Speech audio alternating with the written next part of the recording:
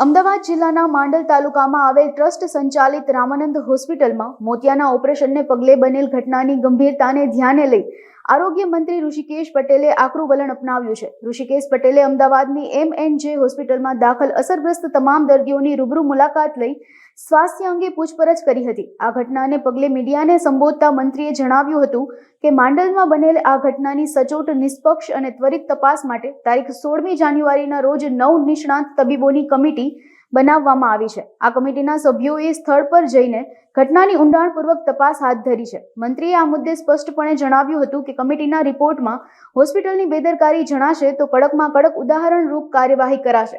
વધુમાં માંડલની રામાનંદ હોસ્પિટલમાં બનેલ ઘટનાની ગંભીરતાને પારખીને મંત્રી ઋષિકેશ પટેલે મોતિયાના ઓપરેશન કરતી રાજ્યની તમામ ખાનગી, સરકારી અને ટ્રસ્ટ સંચાલિત હોસ્પિટલમાં જરૂરી સુવિધાઓનું મોનિટરિંગ કરવા સૂચના આપી છે। મોતિયાના ઓપરેશન કરતી રાજ્યની તમામ હોસ્પિટલ્સમાં જરૂરી ચેકલિસ્ટ માટેની ગાઈડલાઈન બનાવવા પણ તેમણે આદેશ કર્યા છે। હાલ માંડલની રામાનંદ હોસ્પિટલમાં મોતિયાના ઓપરેશન બંધ કરવા કડક સૂચના અપાઈ છે।